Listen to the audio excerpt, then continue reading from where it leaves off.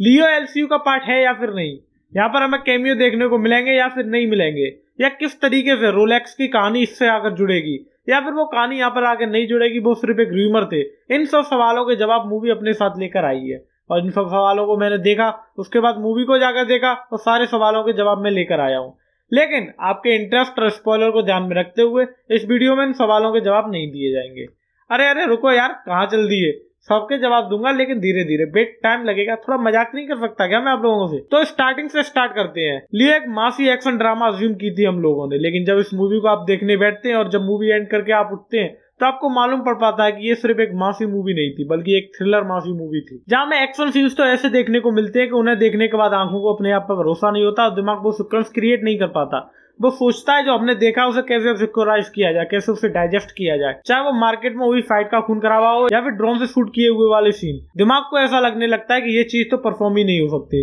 And यहाँ पर कई जगह हमें वन टेक शॉट्स भी देखने को मिलते हैं, और वो गाड़ी वाला जो सीन है, ऐसा लगता है कि गाड़ी एकदम अंगारों पर चला दी है। मतलब ये इतने ज्यादा बेहतरीन लगते हैं कि आपको अपनी आंखों पर विश्वास नहीं होता है। और इन्हीं सबको देखने के बाद मैं इस चीज को आराम से कह सकता हूं, इस मूवी से पहले आपने पूरी इंडियन सिनेमा में ऐसा कोई एक्सपीरियंस नहीं किया होगा जो इस मूवी को देखने के बाद होता है। एकदम नया क्लासी चीजें हमें देखने को मिलती हैं। यहाँ पर जिस तरीके से खून खराबा एकदम रॉ और नेचुरल तरीके से दिखाया, एक नेक्स्ट लेवल पर ले जाकर दिखाते हैं, ताकि आपको मालूम पड़ सके कि हाथ कैसे टूटते हैं और पैर कहां से निकाला जा सकता है। खून तो इतना बहा जाता है कि महाभारत के बाद ऐसा लगता है कि दोबारा से अब धरती फिर से लाल हो जाएगी इसमें। अगर कहानी की बात करें तो जितना आइडिया हमें ट्रेलर से लग जाता है वही सब कुछ कहानी यहाँ पर दिखाती है, लेकिन जिस तरीके से इस कहानी को प्रेजेंट किया गया है और जिस तरीके से लोकेशन ने इन चीजों को अंदर अंदर घुसाया है, उनसे मालूम पड़ता है कि डायरेक्शन में कितनी ज्यादा जान थी। वैसे तो थलापति विजय का काफी ज्यादा क्रेज है और उसकी वजह से मूवी भी काफी ज्यादा चलेगी, लेकिन यहाँ पर अगर डायरेक्टर की पहले बात होने लगे तो आप समझ लीजिए कि लोकेश ने बहुत कुछ किया है इस मूवी के लिए। एंड यहाँ पर किसी भी चीज में ऐसा नहीं लगता कि कहीं भी इन्होंने कोई सेक्रीफाइस किया है, हर चीज को पूरा टू द पॉइंट दिखाने की कोशिश की गई है। साथ में अगर यहाँ पर कहानी की बात करें तो कहानी में वही दो कैरेक्टर हमें देखने को मिलते हैं।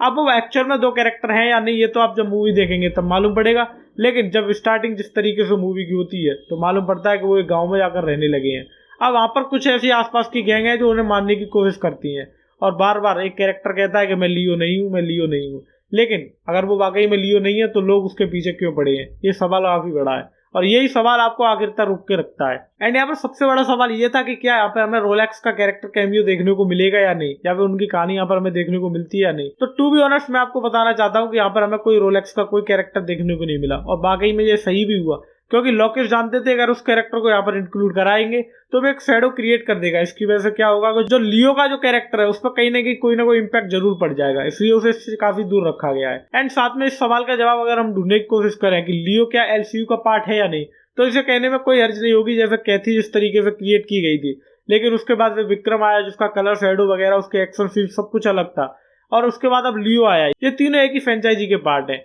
और इन तीनों को जिस तरीके से डिजाइन किया गया है, आप यकीन मानिए कि आने वाले टाइम में एक्टर्स इसके लिए मरेंगे, यहाँ इस यूनिवर्स में अपने आप को प्रेजेंट कराने के लिए मरेंगे। अगर लियो मूवी के सबसे स्ट्रॉन्ग पॉइंट्स की बात करें तो जिस तरीके की कैमियोग्राफी दिखाई गई है, उसके बाद यहाँ पर हमें जो सिनेमेटोग्राफी देखने को मिलती है, एंड इन स्ट्रॉन्ग पॉइंट्स में एक बड़ा पॉइंट ये भी लगता है कि जितना फोकस मेन कैरेक्टर पर रखा गया है उतना ही फोकस नेगेटिव के छोटे छोटे कैरेक्टर्स को भी दिया गया है, जिसकी वजह से उन कैरेक्टर्स से हम इतने ज्यादा घुल मिल जाते हैं और इतना ज्यादा वो हमारे ऊपर इम्पैक्ट डालते हैं कि आपको उनके कैरेक्टर की छोटी छोटी चीजें भी आपको याद रह जाती हैं। साथ में नेगेटिव कैरेक्टर्स को काफी बिल्डअप करके दिखाने की कोशिश की गई है। तो ओवरऑल अगर एक बार मैं कहना चाहे तो ये मूवी एक ऐसा एक्सपीरियंस देती है जो आज से पहले आपने थिएटर्स में नहीं देखा होगा, इंडियन सिनेमा में तो बिल्कुल नहीं देखा होगा, और अगर आपने अभी तक इसे नहीं देखा तो प्लीज जाइए फिर एक बार एंजॉय जरूर करना। बाकी हिंदी बेल्ट के लिए एक प्रॉब्लम है क्योंकि बड़ी बड़ी स्क्रीन पे ये देखने को आपको ज्यादा नहीं मिलेगी, तो जितनी लिमिटेड स्क्रीन जितनी भी मिली है वहां पर आप इसे जरूर एंजॉय करें। बाकी अगर वीडियो अच्छी लगी है, आपके कोई ओपिनियन है तो आप लोग कमेंट बॉक्स में शेयर कर सकते हैं। वीडियो अच्छी लगी है तो उस अंगूठे को जरूर दबाना, और हाँ इस बटन को भी लाल वाले को दबा दो और सफेद करके हमें थोड़ा सा सपोर्ट कर दो। बाकी मिलेंगे अगली वीडियो में, तब तक के लिए take care and bye bye.